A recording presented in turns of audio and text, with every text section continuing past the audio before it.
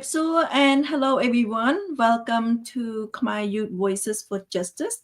This show is under CNRP America again. Thank you for joining me. Our topic for today is very close to my heart, which is Women for Democracy. So around the world, women are leading movements, shaping policy, and ensuring that democracy thrives. So tonight we will talk with two wonderful women to why women's voices matter and how they can drive changes in Cambodia and beyond.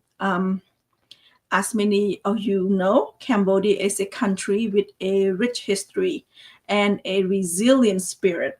However, it is also a country that has faced significant challenges when it's come to human rights and democratic freedoms. For those of us living abroad, all three of us is living in the U.S. Our hearts are never far from home, from Cambodia. So we feel the struggle and the triumph of our people deeply. So it is these connections that drives us to speak out and advocate for change. So as Cambodian living abroad, we may be far away from our homeland, but our heart, our families, and our identity remain deeply tied to Cambodia's. So we speak out because the future of Cambodia belongs to all Cambodians. And so our diaspora community contribute knowledge, resource, and advocacy that keep the international attentions on Cambodia's human rights. So political repressions and also major issues is corruption.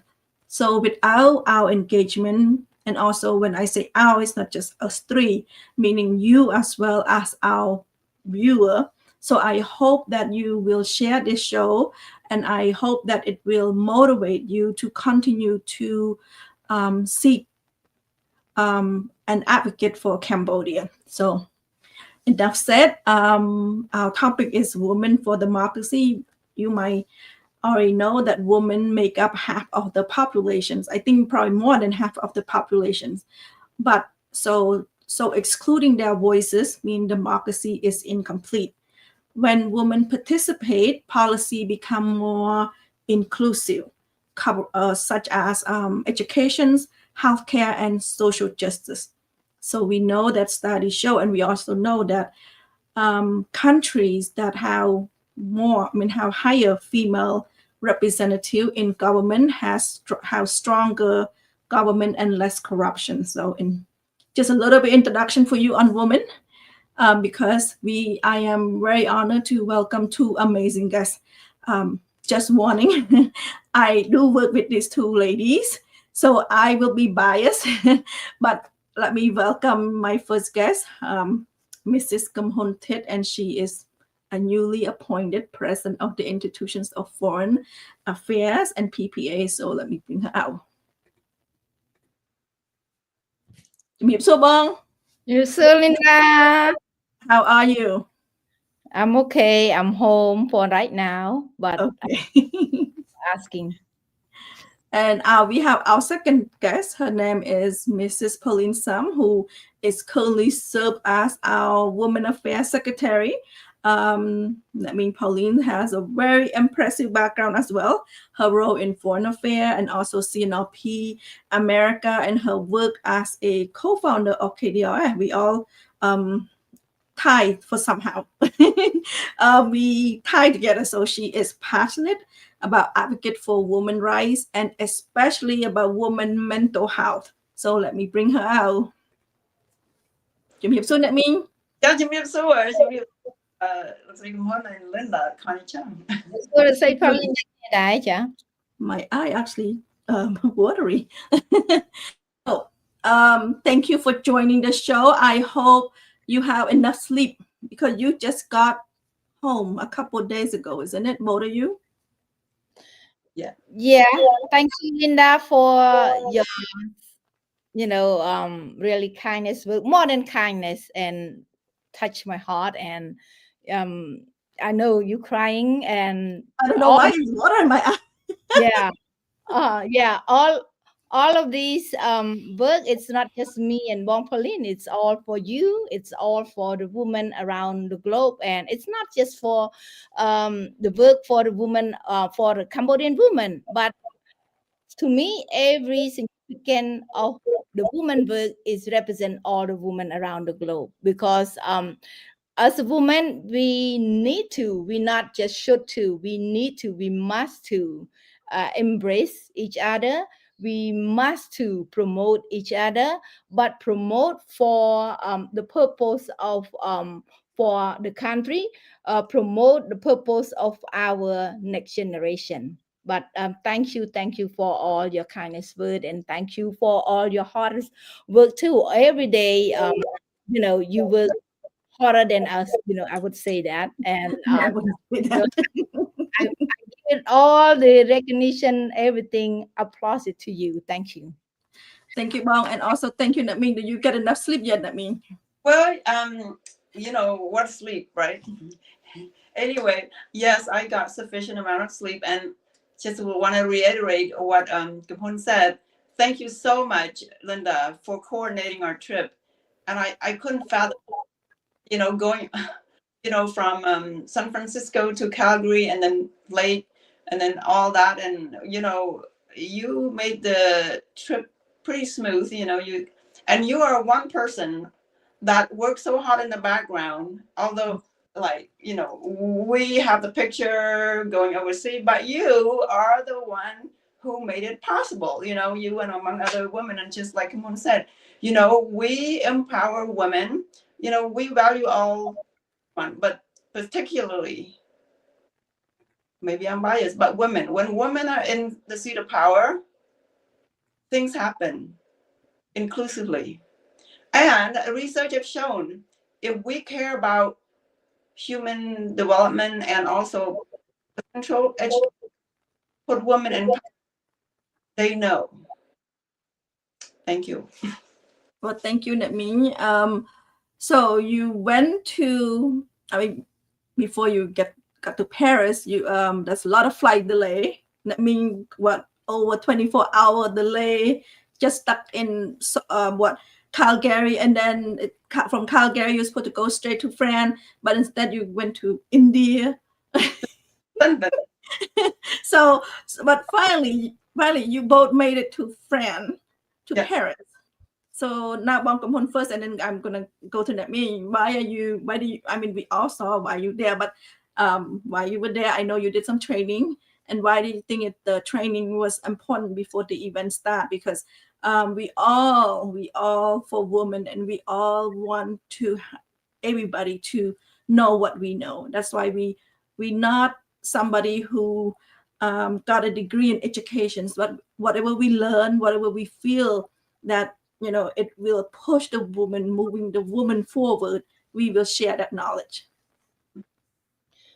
Yeah, Linda, thank you for bringing us today and to summarize and to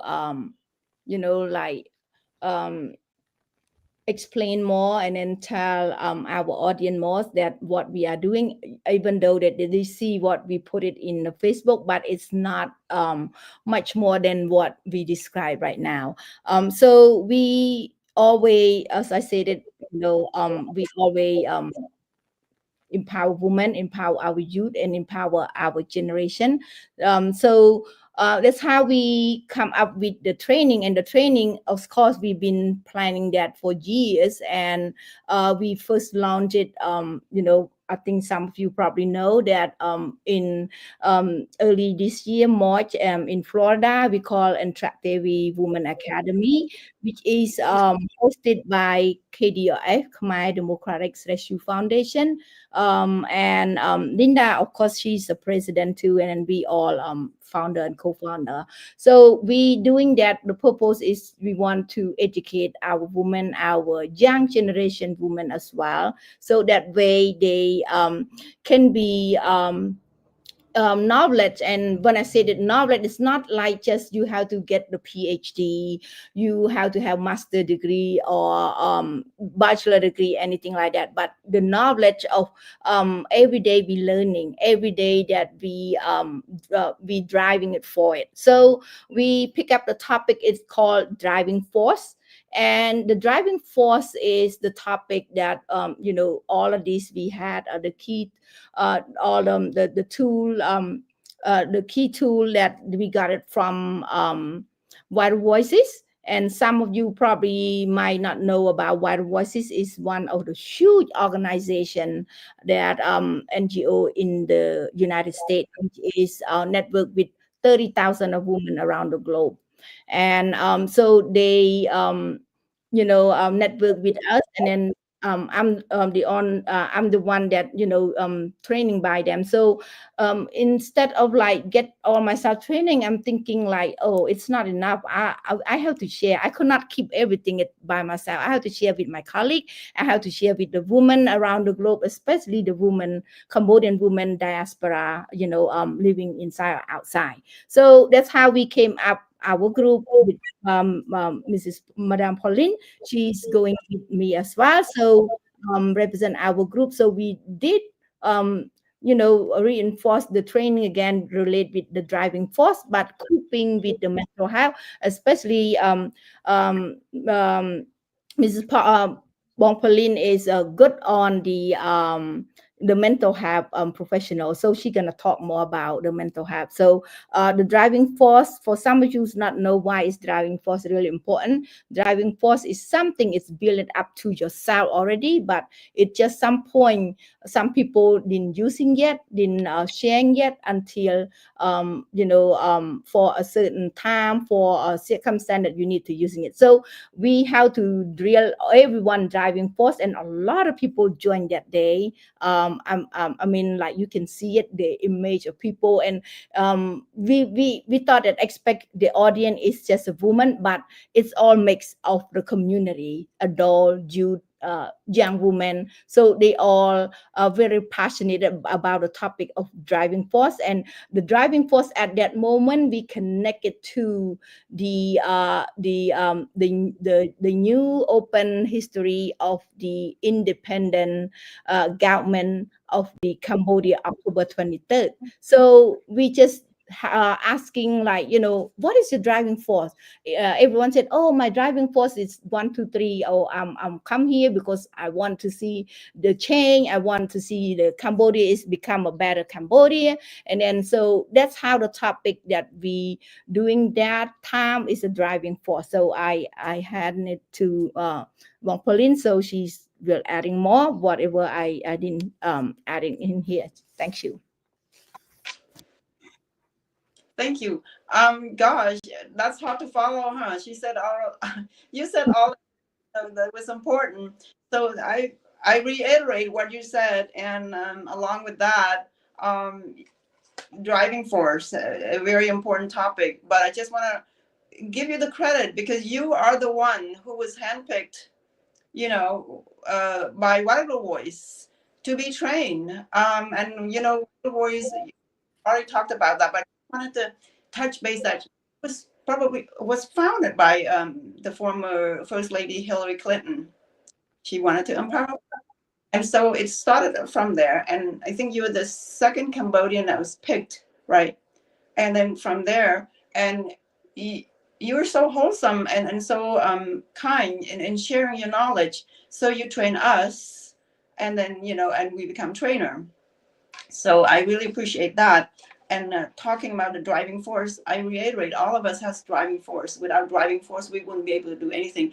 But I think to have it be brought out and letting people know that they have the gem, they have the force inside of them, and helping them bring it out, and that it's innate, it's already there, and helping them. These are the steps. Even the Buddha, that sort of a driving force we call Atibat Torah Moon, but the driving force put in steps that's practical. And that day in Paris, you're right, probably over 600 people men, women, young women, elderly men, and even kids. And I heard people were talking about it when we got out. And what an opportunity, because we witnessed history that day, of the new government, the independent government of Cambodia, October 23rd.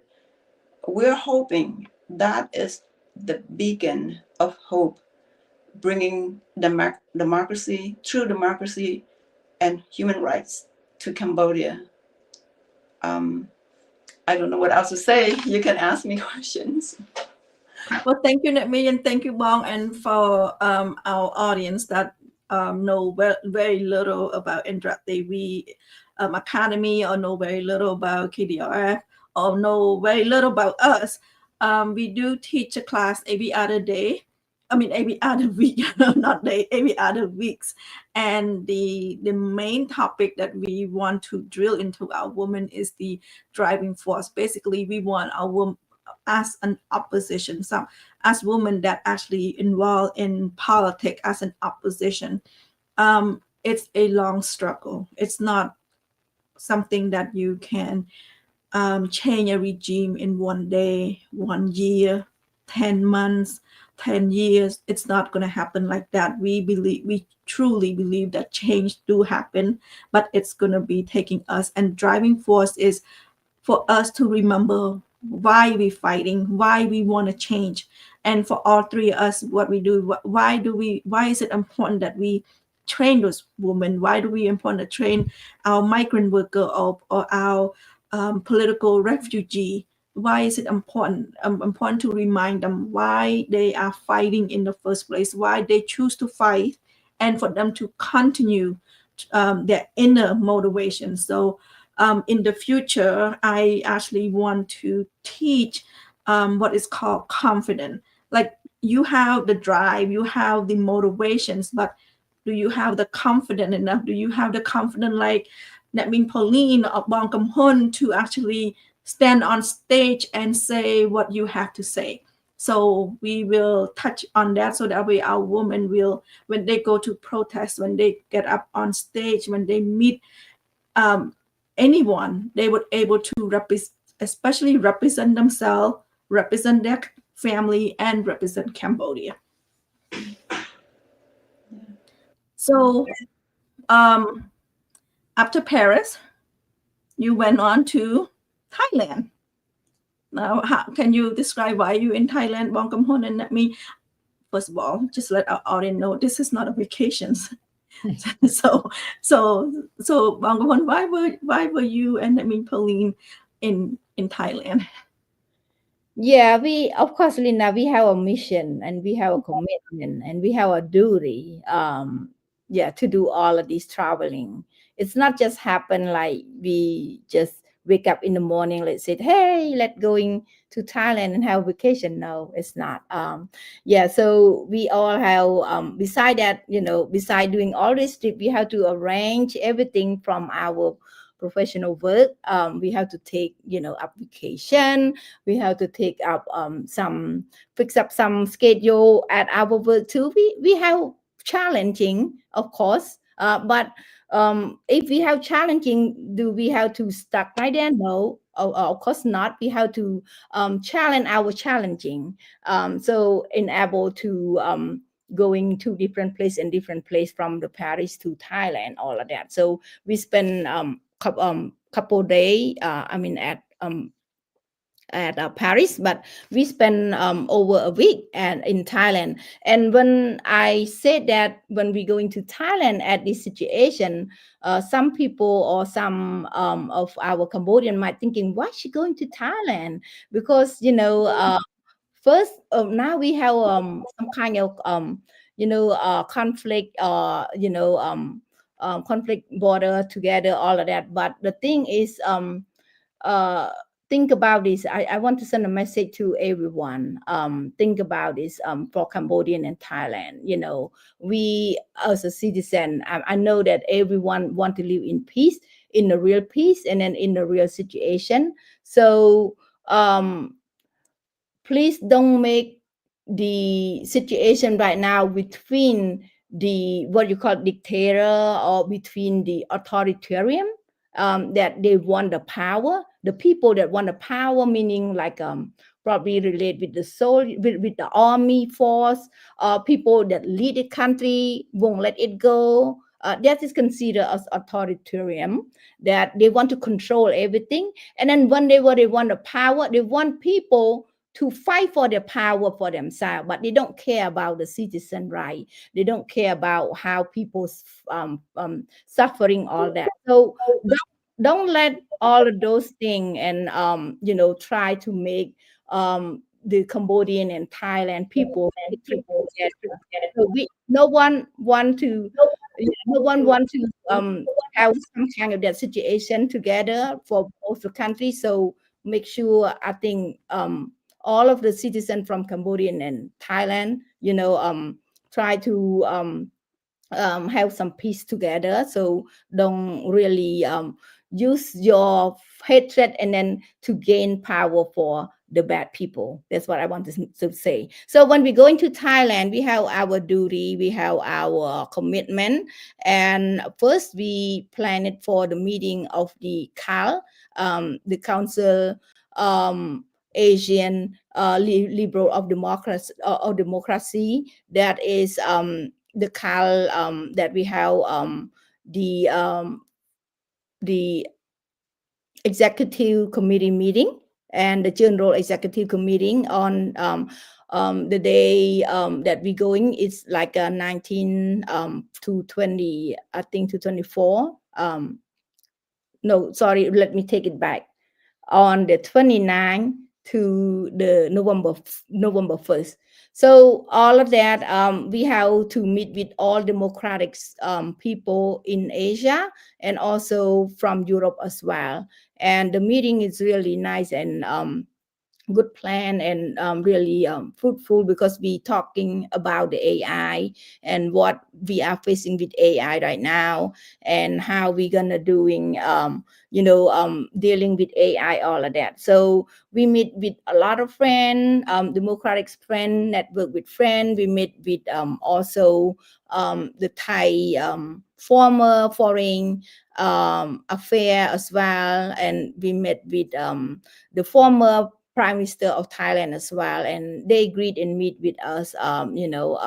Nothing is having problem, and even though we going to in the public, in everywhere that we go, this is for truly. I just want to tell the audience or everyone know that when we go everywhere, we don't hear any hatred at all. We don't hear anything like to be harm to us at all. But before I going over there, when I telling my colleague here, they always afraid. My friend here, they said, oh no, don't go into there. You get it into the place that gonna be harm to you, all of that. And it feel like, we going to the war or something. But after, when you going to that country, when you going to that situation, and nothing is harm at all. And so after that, we met with our women that we've been trained, our trainee, that we train them through the Interactive Women Academy, and which is they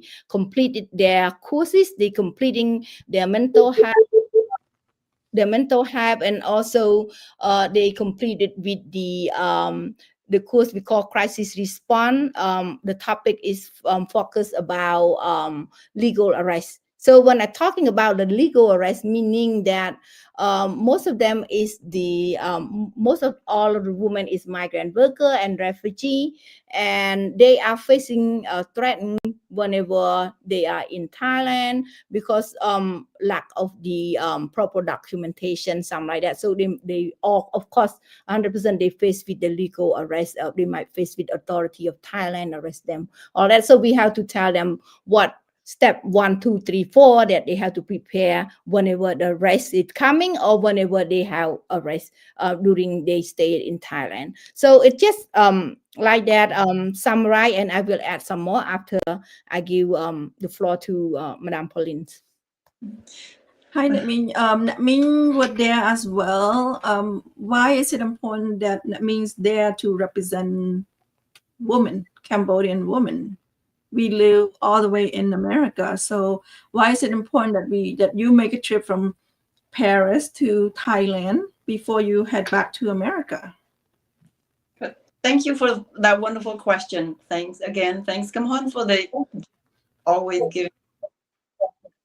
So from Paris, we flew to Thailand to join the Council for Asian for Liberal and Democrats, and that workshop alone is very educational.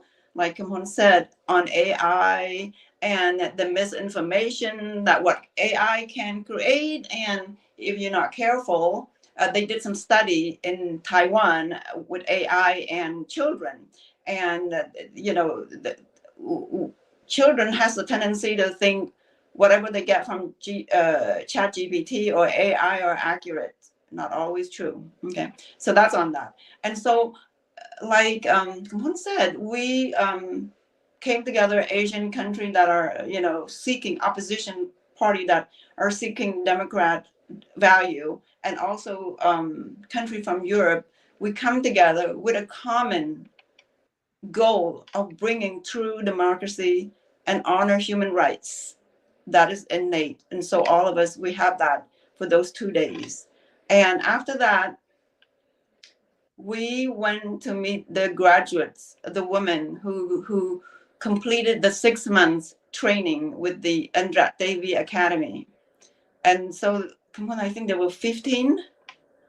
Yeah. And what Linda said when we text Linda and the picture, and she said, because each and every one of them, if you look at the picture, if you haven't seen the picture, please go to our website or Facebook and look at their picture.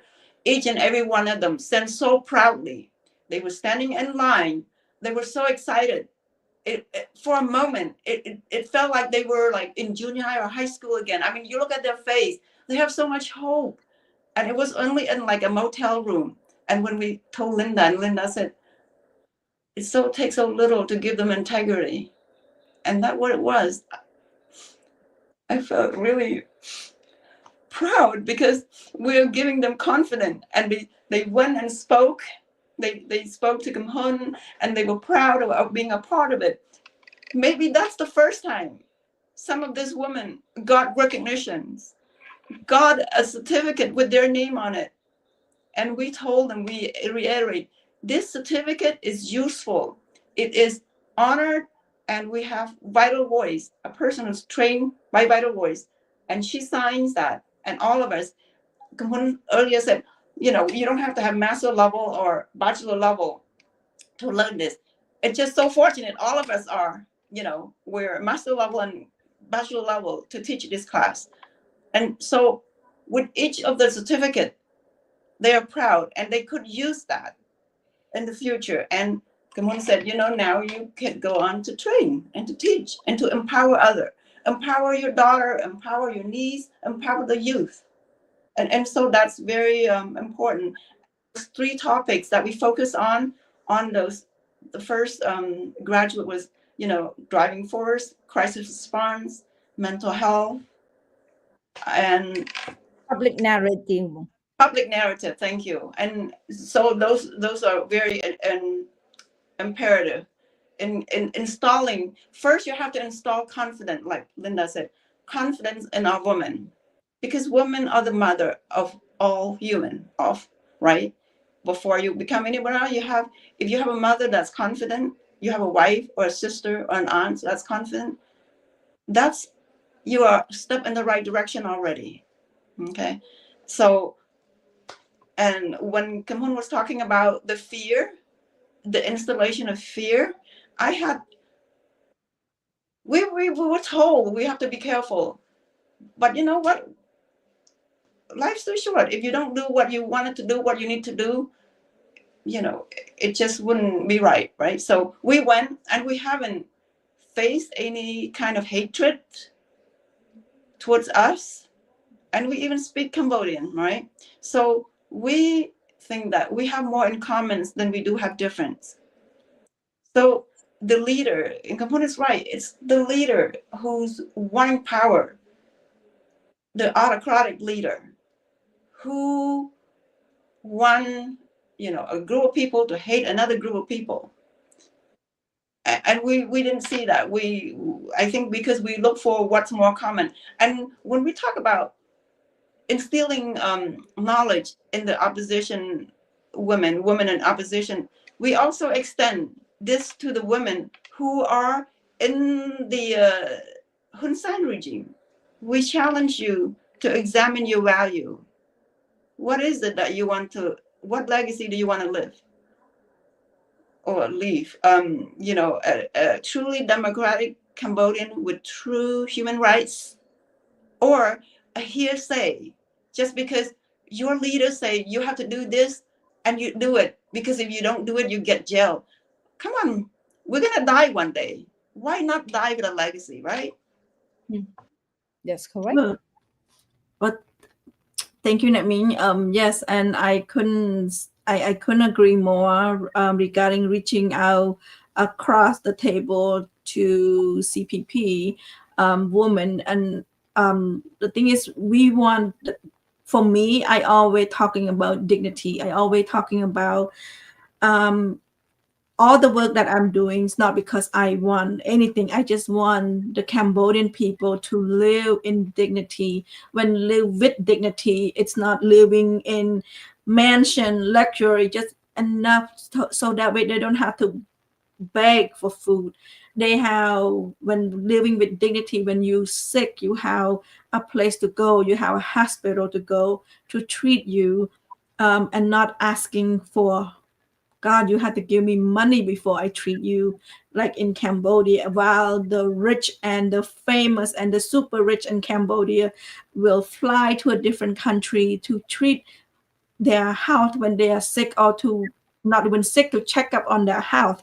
And where the have so much when the don't have so little, and the don't have is so much more, so many more people than the people that have, the rich and the crony, the one that have access to money. And we all know that it's very like the how and the how not is so much different. And when I'm saying with dignity, I said, I want, when you are sick, when you need help, you have a place to go, where Cambodia right now does not have that.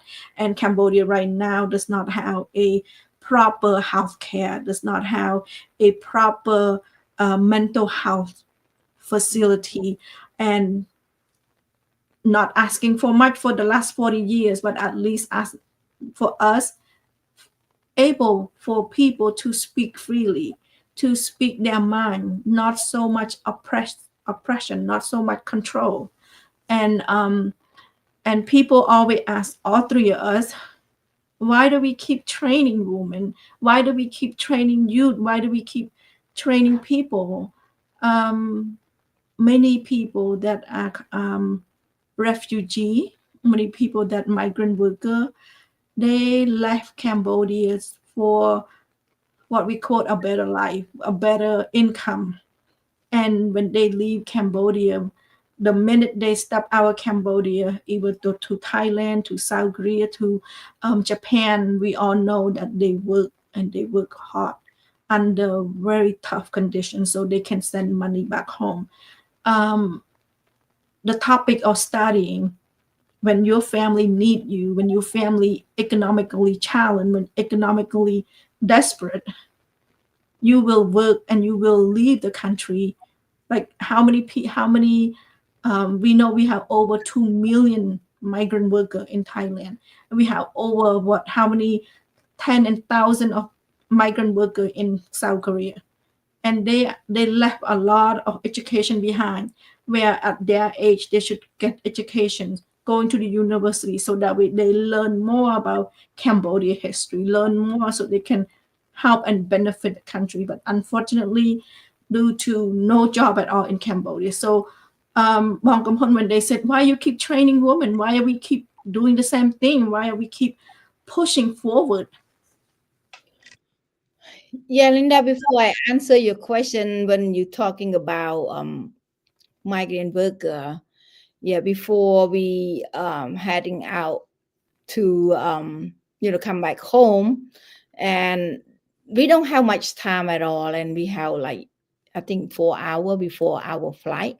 Yeah, and we have to decide and to see our migrant worker, and it just shocked me, and I just stood there with Bong Pauline and just crying, and because I could not accept it, because that's I said we live it under the whole world. Why people have different light like this? I think it's not fair to them at all. And I saw the group of migrant workers stand there and waiting for somebody to pick up them to going for work for the day, and then so they can feed their family, they can feed whatever they left over at home, children.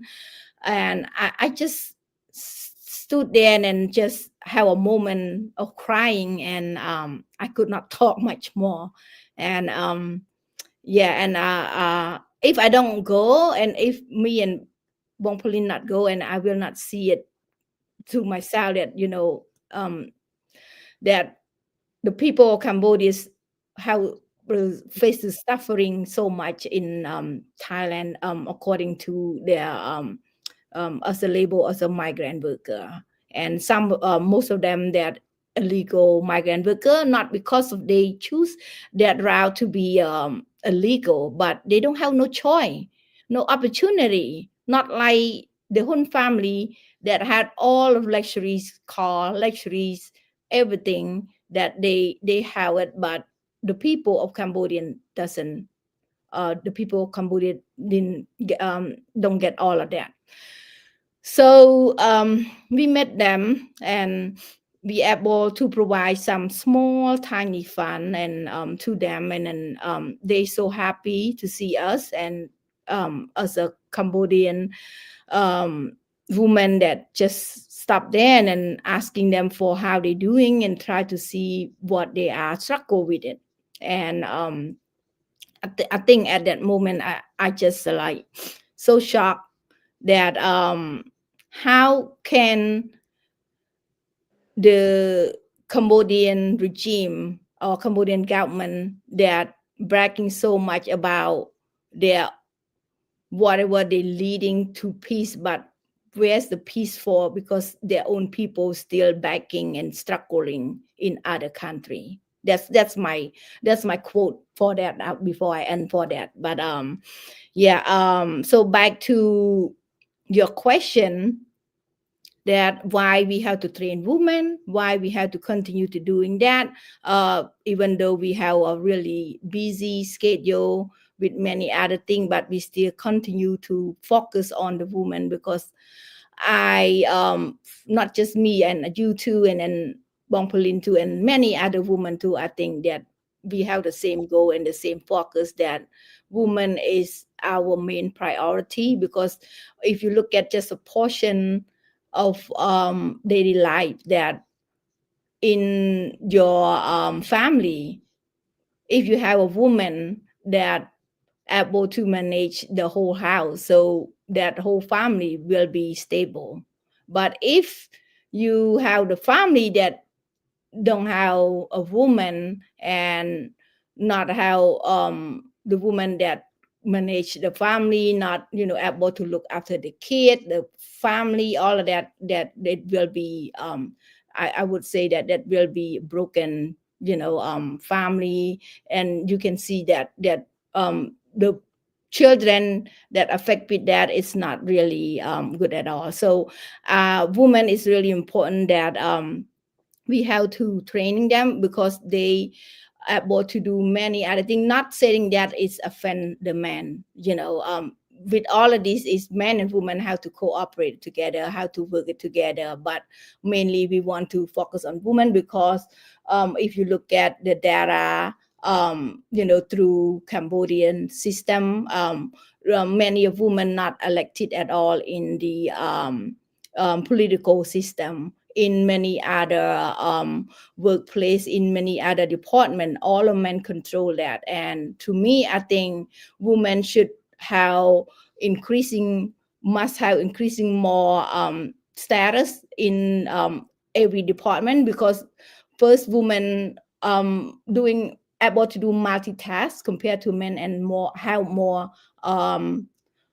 temper than men, and then have more creative, that they can network, they can do a lot of things, and then making a lot of stuff happen and making a lot of stuff success, compared to men. They always struggle, they always focus on power, authority, controlling all of that. So that's why we continue to see many women Cambodian diaspora, especially outside and the inside as well, that they able to have their voice, they able to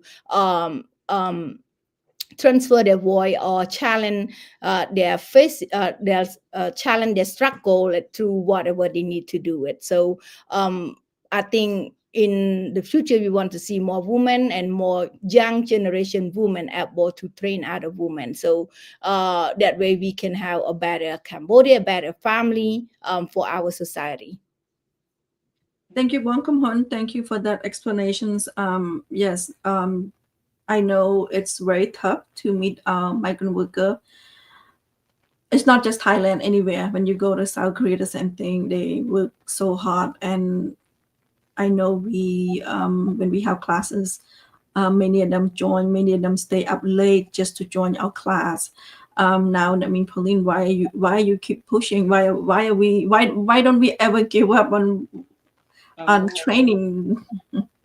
So before I wanted to, so Kum Hun was talking about why isn't the Hun sharing their millions? Even just selling watch of Mr. Hun sign, would feed a lot of people. Okay, so that day when the women went to get their certificate, they were so proud, but not a lot of them having like new clothes. Guess who should have to give a lot of her clothes away? Come on. She was like, oh, take this. Even the clothes that was given to her by her sister-in-law from France, she gave them away because they fit. I have clothes, but not a lot of them could fit. So Kim Hun had to give a lot of her clothes away.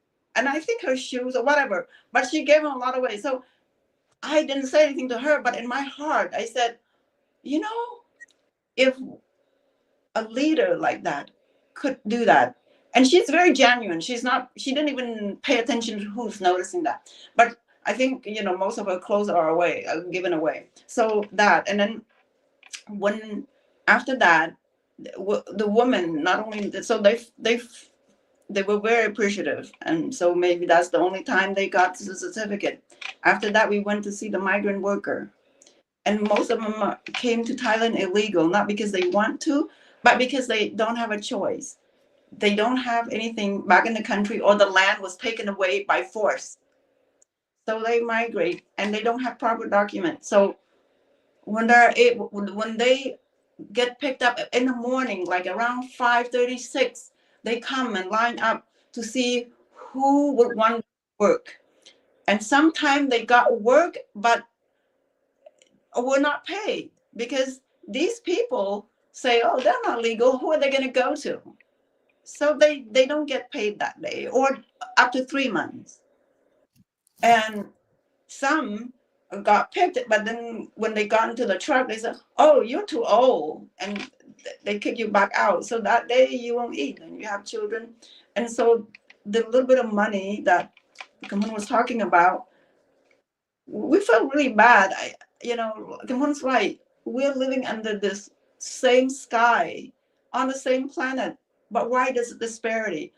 And the have not, like you said, Linda. Why is that? Why don't we have human dignity? Why can't we share? That's just that. I'm gonna just leave it at that. And for the women, Kim Hun said, women can multitask. Okay, and I should. My father, because he has 5 daughters, my father says, if woman, he trusts women leader, because when women are up higher in the ladder power, she focused a lot more on what needs to be done, because no man's going to go chase her. Actually, men are shunned by intelligent women, women in power. Men, on the other hand, if they go up in power, they don't even have to be in power. They're just elected, or they're just appointed to be in power, and all these, things happen, right? Women, this. So, sorry, men. And also, for those of you who are medical background, woman's brain, if you look at them, if you don't believe me, go look at it. The white commissure part of the brain, the fore part of the brain, for women, it's bigger. And, like sometimes for gay men, it's, well, anyway, let's just focus on the brain. It's bigger, the part that can multitask, because we're hardwired. Way back when, we're the hunter-gatherer, we multitask while the men go hunt. So they have single thing is to go hunt while we multitask. And so training women is very important. Like Amun said, if you train one woman, and if that woman in the house is the head of the house, or even just everything is going to be okay, even without food. The rhesus monkey study showed sometime without food, but you have enough love, given by the woman, the mother, you still live, you still thrive. So we believe in educating women, empowering women, and women can empower her kids and her surrounding, including men. So, and that's why we strongly believe we'll continue the Andrat Devi, and we have 18 graduates so far, right? 15 in Thailand, 1 in Korea, and 3 or 4 in Japan. So, thank you for having us on our show, and I'm just so being a woman, and I'm thankful to my father for instilling the hope that women make good leader. Thank you, Naming. And I just want to remind our audience that women made. I'm haven't Googled the percentage, but just say we are half of the populations. But if you look at corporation, you look at the government, you look at anywhere, it's not 50% women that's in leadership chair. So it is important that we are continue to advocates for women, because we know if we don't speak up, if we don't show up, we don't speak up, we will never be going to ever be sitting on that table or sitting on that chair to make decision. And when it's come to democracies cannot exist without women. Women rise, democracy also rise. Women rise, democracy is stronger, fair, and we have, like Ming said, going to be a just society. So Cambodian women have always been a backbone of our family. They are cooker, they cook, they take care of their family or community. So, but we must be out there speaking. We must be out there advocates. We cannot just be in the kitchen and taking care of our family. When we don't speak, nobody gonna represent us. And so, women for democracy would mean that women demand seat at the table. And I always tell people, you don't, especially not just people, women, you don't just show up. You need to speak up. Because you don't speak up, you just stand there like a log, or you just stand there without saying anything. How would they know what do you want? So, and also we as a woman, we understand the struggle of life. Like Bong Kam Hun, when you and me went to Thailand, you understand how tough it is, even though you never been that tough life, but you know how tough it is, because we are a woman. We know how tough it is to raise children. We just a child for me, but children for you too. How tough it is to make a living, how tough it is to care for our parents, and how tough it is and how important it is to be fair and to be compassionate. So the same values and the same foundations is true for democracy as well. We know how tough it is. We know how hard it is for Cambodia democracy, especially. So that's why we continue to push, and we continue to train, because we want women to be at that table, at the seat, at the protest, and say why they at the protest, and not just stand behind a tree. So we are 50 minutes to the show. Anything out that I missed regarding women, and why we advocate for women, why we fight for women, and why we are so biased for women? It's not that we like Bong Kam-hun always said, we are not against the man, but we always know that woman is always the backbone of our family, meaning they make us strong, but they also stay behind as well. And especially Cambodian women, where not many people give voices to them. We are taught to be soft. We are taught to listen, to obey, to be nice, to be gentle, but at the same time, to be a good daughter. But at the same time, we want that same woman to be all of that and in front of everybody. So, anything else you want to add, Bong Kam-hun? Yeah, for N, right? So I just want to send a message to all the women, not just Cambodian women, but all the women around the globe. Like, you know, if you want to have some voice, not just for somebody yet, but just for yourself, like Linda said it. So you have to have your goal, and the goal is, if let's say you want to challenge yourself, like doing something, and then you think that you cannot do it, you're wrong. So if you think that your dream is you want to become what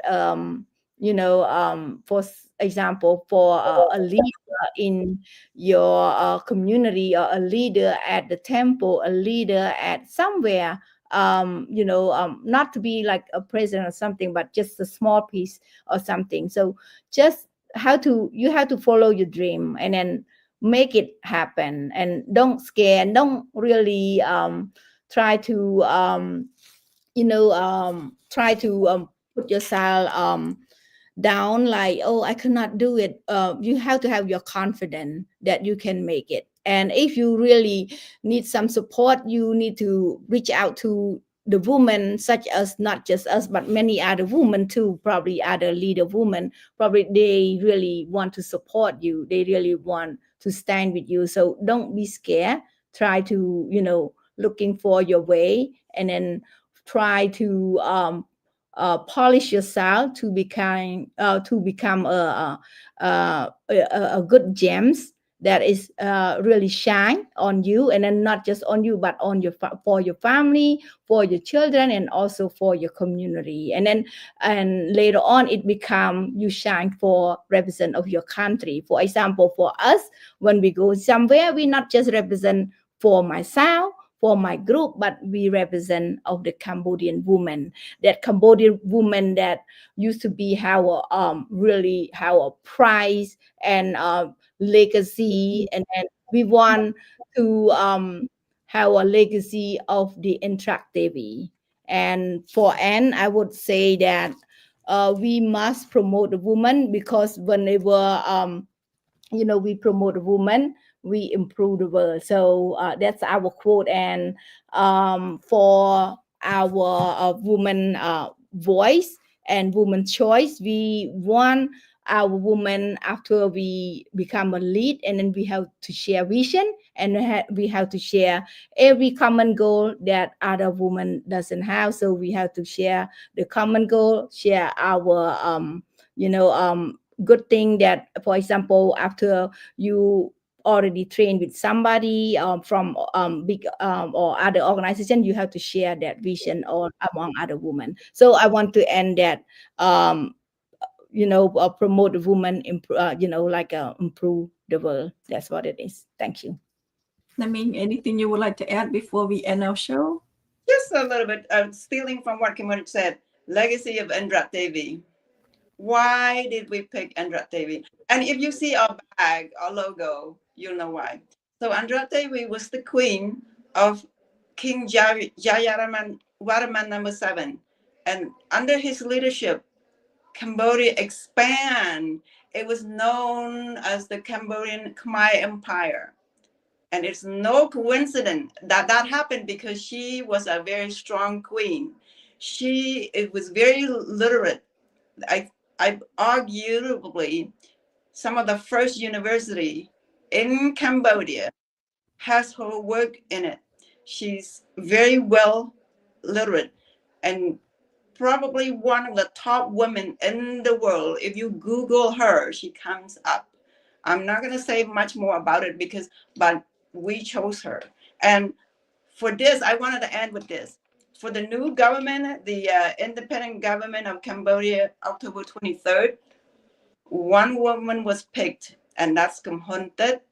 And I pray with all my heart, the spirit of Indra Devi lives with her, and she carries that energy into this regime, new government, and liberate us and bring true democracy to Cambodia.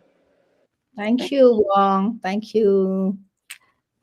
Thank you, Bong, and thank you, Namin. As we come to an end, I know we are here for over 50 minutes. We have barely touched on anything, but actually, unfortunately, we have to save for next time. So as our show end tonight, no matter where you at, especially our audience, no matter where you at, or no matter where you live, your voice carry across borders. So I hope that you join us. I hope together we can shaping a movement for justice, equality, and freedom for women, and for our people, and for the Cambodia future. So I hope that you keep your driving force, keep remembering why you are fighting for democracy in the first place.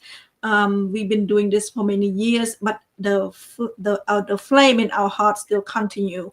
And on that note, thank you for joining us tonight. Thank you for standing with us in the fight for democracy. Until next time, stay hopeful, keep speaking out, and because when women rise, Cambodian rises. So that the end. Can I say one thing? Yes. So when Kumun was talking about the migrant worker, that we have a lot of hungry children. If it is within your heart to want to donate, reach out to us, and we will make sure it gets to them. Just want to say that. And go to our website, kdrf.org. There's a QR code.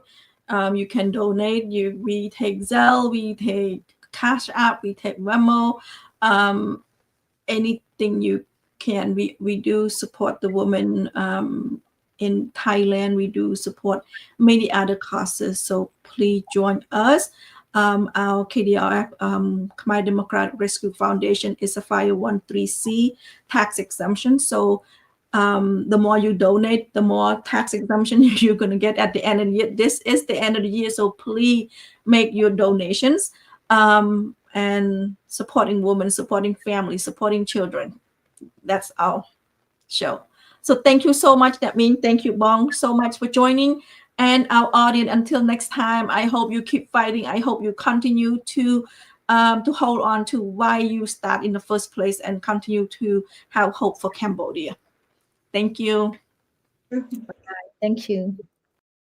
ក្រុមប្រឹក្សាជាតិតស៊ូចាប់ផ្ដើមដើរតួនាទីជារដ្ឋាភិបាលកម្ពុជាឯករាជ្យ23ដុល្លារក្នុងឱកាសខួបទី34នៃកិច្ចព្រមព្រៀងសន្តិភាពទីក្រុងប៉ារីសក្រុមប្រឹក្សាជាតិតស៊ូនឹងបណ្ដាញរបស់ខ្លួនទាំងអស់ទទួលការខុសត្រូវជារដ្ឋាភិបាលដើម្បីស្ដារលទ្ធិប្រជាធិបតេយ្យការពារឯករាជ្យភាពជាតិនិងប្រឆាំងក្រុមអ ுக ្រិតជនឆ្លងដែនដែលការពារដោយរបបទីក្រុងភ្នំពេញសប្តាហ៍ថ្ងៃជាការអបអរសាទរខួបទី34នៃកិច្ចព្រមព្រៀងសន្តិភាពទីក្រុងប៉ារីសស្ដីពីកម្ពុជា23ដុល្លារ1991ក្រុមប្រឹក្សាជាតិតស៊ូប្រកាសដើរតួនាទីជារដ្ឋាភិបាលក្រោមឈ្មោះរដ្ឋាភិបាលកម្ពុជាឯករាជ្យ23ដុល្លារការផ្ដួចផ្ដើមគំនិតនេះឆ្លុះបញ្ចាំងជំហរក្រុមប្រឹក្សាជាតិតស៊ូទទួលខុសត្រូវចំពោះវិបត្តិនយោបាយសប្តាហ៍ថ្ងៃនៅប្រទេសកម្ពុជាហើយឆ្លើយតបទៅនឹងការទាមទាររបស់ប្រជារាស្ត្រខ្មែរឲ្យមានឋានៈដឹកនាំដែលបំពេញឆន្ទៈប្រជារាស្ត្រពិតប្រាកដក្រុមប្រឹក្សាជាតិតស៊ូកើតចេញពីគណៈបកសង្គ្រោះជាតិដែលទទួលបានការគាំទ្រ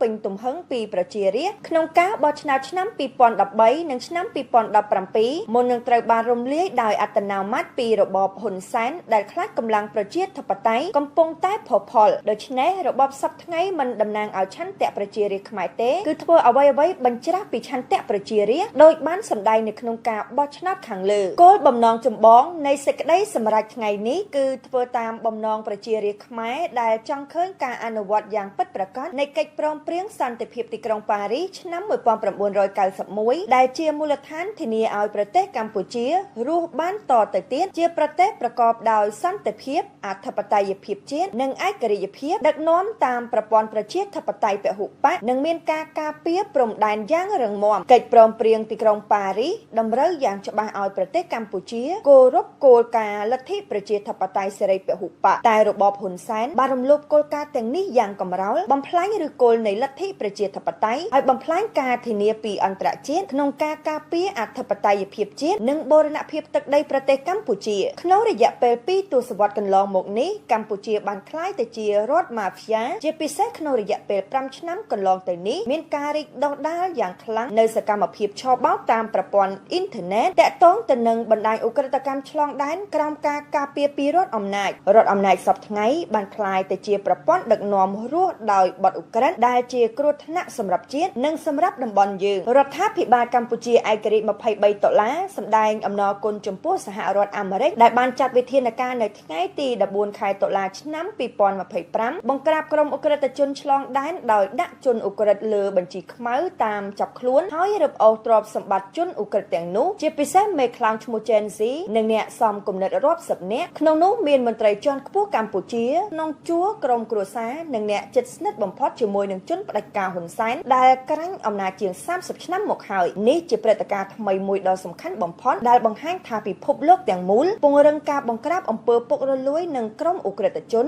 ដែលការពារដោយរដ្ឋអំណាចចូលដៃជាមួយចោរយើងក៏អំពាវនាវឲ្យប្រទេសនានាទូទាំងពិភពលោកដែលជនជាតិរបស់ខ្លួនរងគ្រោះដោយការឆបោកនិងការជួញដូរមនុស្សនៅកម្ពុជាសូមចូលរួមកម្លាំងដើម្បីកម្ចាត់បណ្ដាញឧក្រិដ្ឋជនទាំងនោះដោយឈរលើស្មារតីនៃកិច្ចព្រមព្រៀងសន្តិភាពទីក្រុងប៉ារីសរដ្ឋាភិបាលកម្ពុជាឯករាជ្យ$23សូមបញ្ជាក់គោលការណ៍ជាគន្លឹះ3ចំណុច1បូរណភាពទឹកដីប្រទេសកម្ពុជានៅតែត្រូវបានធានាដោយសន្ធិសញ្ញាអន្តរជាតិដូច្នេះយើងមិនចាំបាច់ប្រើកម្លាំងទ័ពខ្លួនយើងអ្វីទេ2កម្ពុជាត្រូវវិលត្រឡប់ទៅរកលទ្ធិប្រជាធិបតេយ្យនិងការគោរពសិទ្ធិមនុស្សដែលត្រូវបានជន់ឈ្លីដោយរបបផ្ដាច់ការ3កម្ពុជាត្រូវទាមទារឯករាជ្យពេញលេញតាមរយៈអព្យាក្រឹតភាពយ៉ាងពិតប្រាកដដែលតម្រូវឲ្យបិទចោលមូលដ្ឋានសឹករបស់ចិននៅរៀមនិងមូលដ្ឋានសឹកបរទេសគ្រប់បែបយ៉ាងទាំងអស់លើទឹកដីប្រទេសកម្ពុជារដ្ឋាភិបាលកម្ពុជាឯករាជ្យ$23នឹងធ្វើឲ្យស្មារតីកិច្ចព្រមព្រៀងសន្តិភាពទីក្រុងប៉ារីសរស់ឡើងវិញកសាងឡើងវិញស្ថាប័នប្រជាធិបតេយ្យធានានីតិរដ្ឋពិតប្រាកដនិងប្រគល់សងអំណាចជូនប្រជារាស្ត្រខ្មែរវិញដែលជាម្ចាស់ទឹកម្ចាស់ដីតែមួយគត់